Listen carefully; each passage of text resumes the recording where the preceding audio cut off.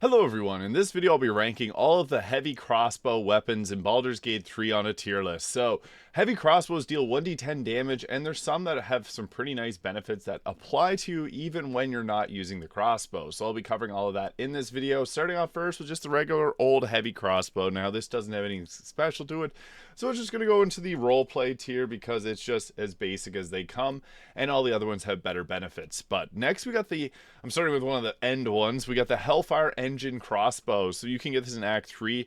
What's cool about it is it comes with lightning arrow at level 4, which normally you only get up to level 3 spell slots as a ranger, so you're going to get an increased strength lightning arrow. Unfortunately, this is only once per long rest, but it's still a pretty decent crossbow all things considered. It deals a 1d10 damage plus 2 as it has a plus 2 weapon enhancement, and it has a action called the Reposition Malefactor, which pulls the creature 9 meters closer to you if it fails a DC 15 dexterity saving throw.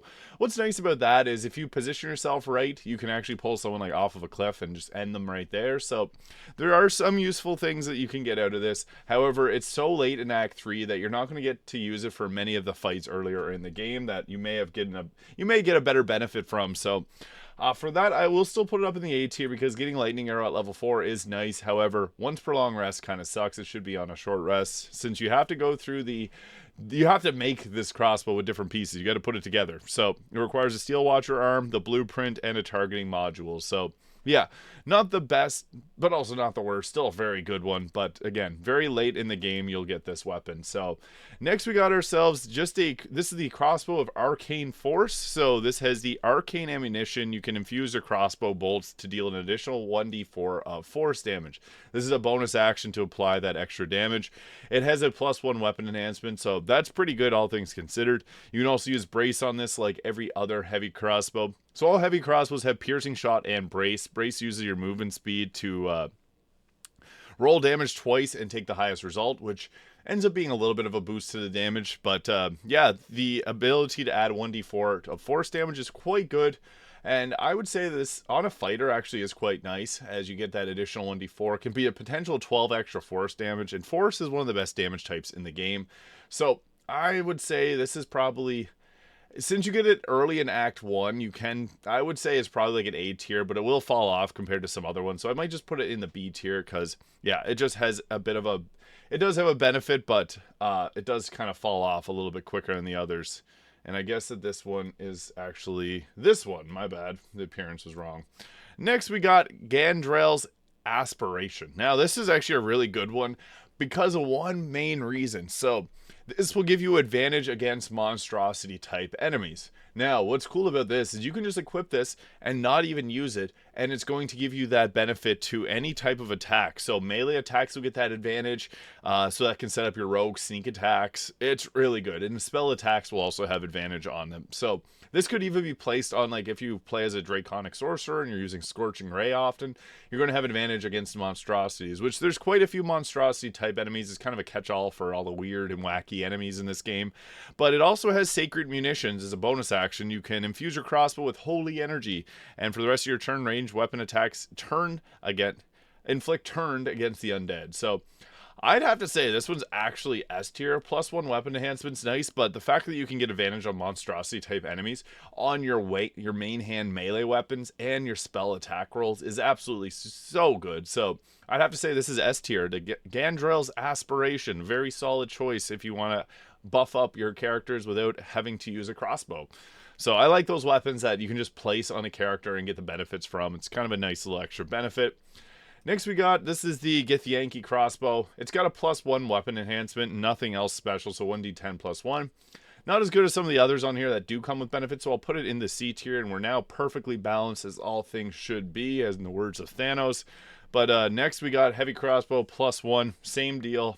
It's maybe a little different looking, that's only difference, +1 weapon enhancement. But next we got Giant Breaker. This has the heavy hitter, so when your weapon hits hard enough to send your target reeling for 2 turns. So reeling gives them a -1 for each stack that you have. So it's a -2 to their attack rolls on successful hit. That's actually really good. This will also proc, if you got the Boots of Stormy Clamor, you can proc Reverberation off of this. So it's actually really good. You get this from the Zentarum hideout, so you can get it early in Act 1. This is another crossbow that I would say is S tier, just because that benefit is super nice. So yeah, being able to apply reeling is great, and you can kind of debuff a person from range without much thought, so that is solid. Next, we got the Herald. Now, this weapon actually comes from Baldur's Gate 2. So, Baldur's Gate Siege of Dragon Spear. So, this comes from a previous entry. Now, what this does is it has a Heraldish Doom. So, whenever you deal a damage to a target with a ranged weapon, it must succeed a Charisma saving throw or be baned for 2 turns. So, that's actually really nice too. And Bane gives them a minus 1d4 to their attack rolls and to their saving throws. So that's actually quite a substantial attack roll benefit, or I guess reducing. This is also from the Zentarum hideout. And honestly, the Herald is really good. I might put it ahead of the Hellfire Engine crossbow.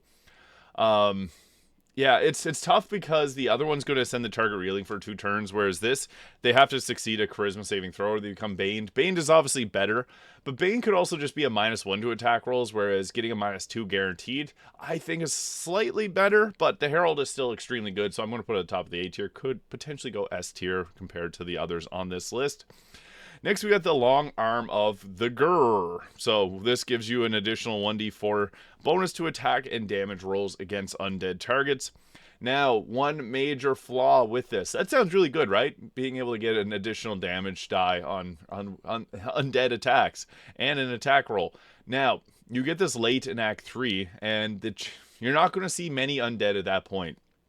Most of the enemies that you're going to be fighting from this point on are aberrations. So undead they're far and few between at the point in the game where you get this. So I would say it is really nice in theory, but in practice, I would probably put it in the B tier just because it does lack some of what some of the others have. So it has a 1d10 plus 2, so that's really nice. But again, there's not many undead once you get this weapon. But lastly, we have the fabricated arbalest. So I'll show you what this one looks like here. I got this on my character.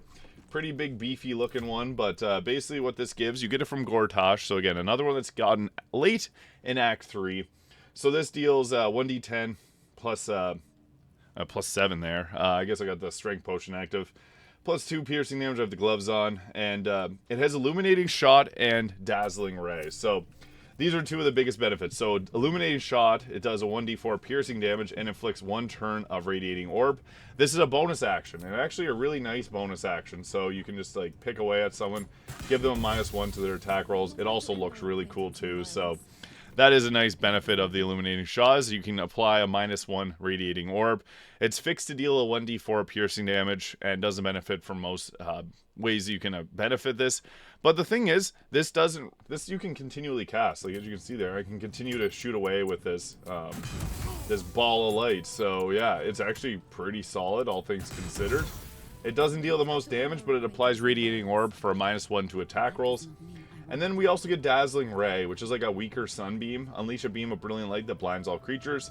Now, this is a 2d10 radiant damage, and it's really nice just to be able to blind people, because you can set this onto a radiating orb build, and you're going to benefit greatly from it. You can also possibly burn each target whenever you recast it, so that is quite nice. So what that looks like is big beam attack, and you shoot a big light beam out of it, and then you can also recast it each turn. So that's one of the beauties. It's kind of like the Blood of Lathander's bonus radiant shot, but it's going to blind everyone in its path, so that can actually be pretty good. I'm getting burned there.